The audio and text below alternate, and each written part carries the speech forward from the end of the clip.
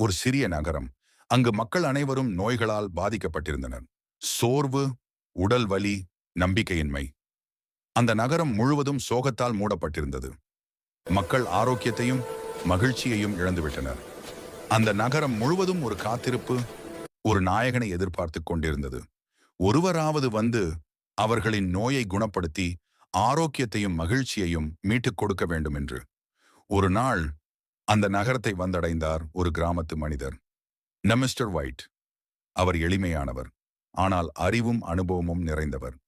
அவரது முகத்தில் அமைதி. அவர் மக்களின் வாழ்க்கையை கவனித்தார்.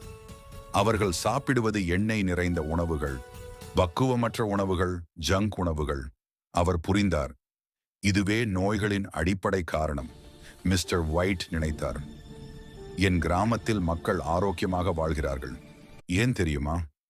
அவர்கள் சாப்பிடுவது இயற்கையின் உணவுகள். தினை, கம்பு, சோளம், வரகு, பச்சை பயறு, கருப்பு உளுந்து, கருப்பு சுண்டல், முந்திரி, பாதாம், பிஸ்தா, ஏலக்காய். அவர் அந்த தானியங்களை ஒன்றாக சேர்த்து அரைத்து ஒரு அற்புதமான ஆரோக்கிய பவுடர் உருவாக்கினார். அதில் சுவையும் ஆரோக்கியமும் கலந்திருந்தது. அவர் மக்களிடம் கூறினார், இதை தினமும் காலை ஒரு கப் குடியுங்கள். 48 நாட்கள். உங்கள் உடல் எப்படி மாறுகிறது என்று பாருங்கள். மெல்ல மெல்ல அதிசயம் நடந்தது. மக்கள் புத்துணர்ச்சி அடைந்தனர். நோய்கள் மறைந்தது. மகிழ்ச்சி மீண்டும் நகரத்தில் மலர்ந்தது. மக்கள் மகிழ்ச்சியுடன் அந்த பவுடருக்கு பெயர் வைத்தனர், ஆரோக்கியம் பிளஸ் நியூட்ரி மால்ட். அது அவர்களுக்கு ஆரோக்கியமும் வாழ்வின் நம்பிக்கையும் தந்தது.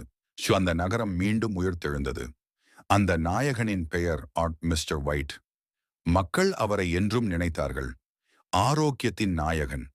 உண்மையான ஆரோக்கியம் மருந்துகளில் இல்லை, அது நம் இயற்கை உணவுகளில்தான் இருக்கிறது. இயற்கையின் சக்தி, ஆரோக்கியத்தின் வழி.